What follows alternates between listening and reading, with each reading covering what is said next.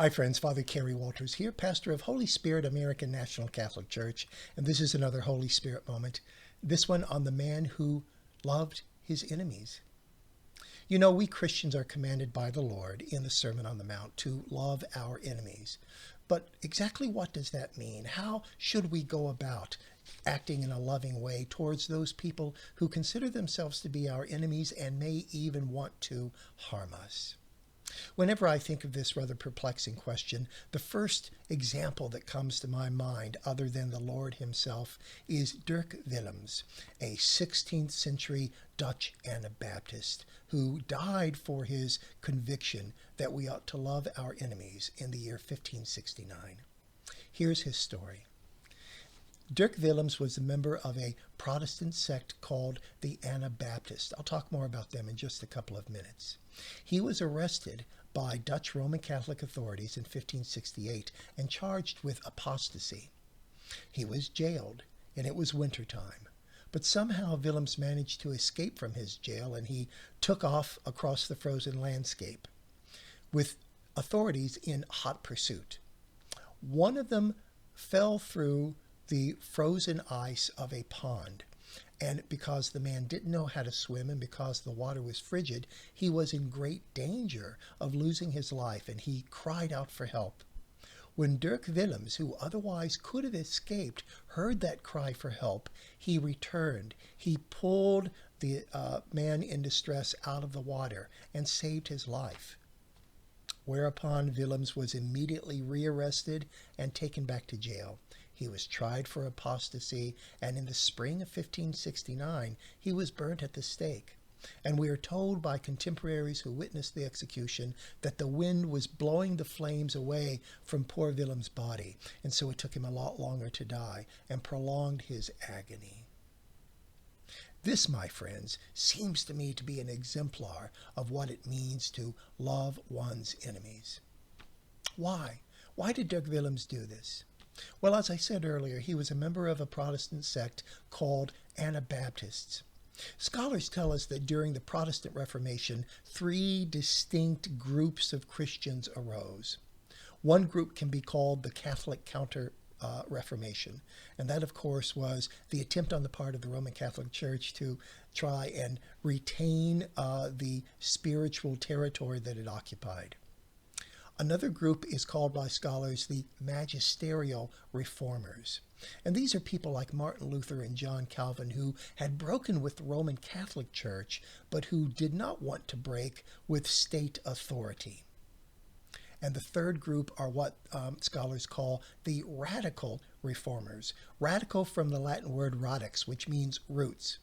These are Protestants who wanted to return to what they consider to be a pure apostolic Christianity, the primitive Christianity that is discussed in the Acts of the Apostles.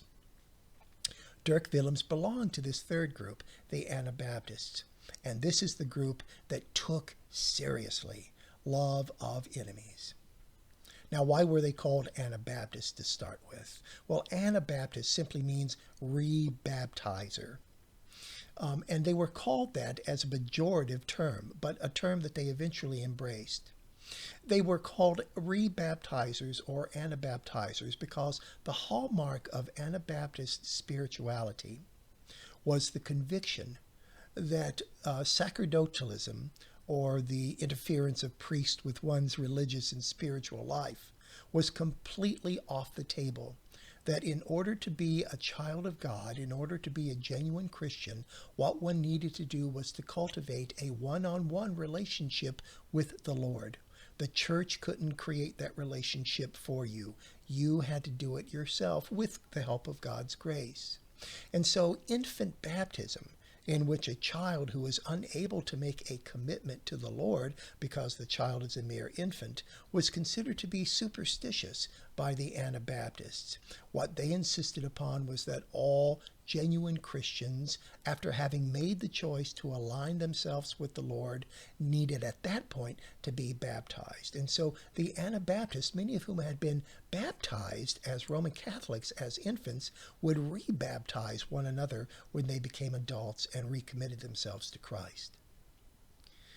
This recommitment to Christ is a signal characteristic of the Anabaptist tradition, which focused first and foremost upon Nachfolge, or discipleship, to follow Christ in the way that the first disciples did, to give up everything for the sake of Christ, to live in community with fellow Christians, to love one's enemies without any reservation whatsoever, and to strive to create a community of believers which would support one another and eventually transform the world, was the ideal of discipleship that the Anabaptists embraced. They absolutely insisted that human beings possess free will, as opposed, for example, to some of the Magisterial Reformers' denial of it. And that was important because, once again, to be a disciple is to freely choose to follow Christ. They also were characterized by their refusal to, in any way, shape, or form, align themselves with either secular society or the state, something again which the Magisterial Reformers had very little difficulty in doing. And the reason for that, according to the Anabaptist way of thinking, is that secular society would dilute the apostolic primitive Christianity which the Anabaptists wished to practice, and that alignment with the state would put them in the position of having, at least implicitly, at least indirectly, to acquiesce to the violence that the state sometimes practiced, as, for example, in warfare or in religious persecution.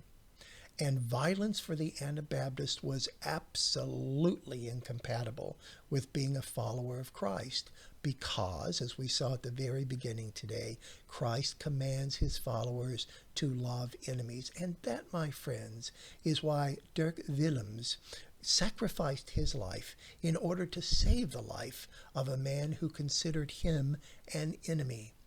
The love that Dirk Willems showed in returning to pull that man out is mind-boggling for those of us who aren't Anabaptists, but would have been perfectly understandable for any of his contemporaries who likewise were Anabaptists.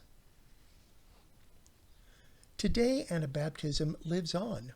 My own parish, the parish of Holy Spirit, is located in Anabaptist territory because we are surrounded by Amish on the one hand and Mennonites on the other, both of whom trace their heritage all the way back to the radical reformers of the Protestant Reformation.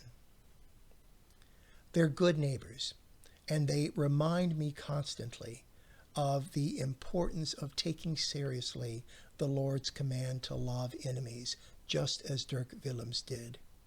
When you and I think about loving enemies, it might be at times the most that we can do to muster a wishing them well.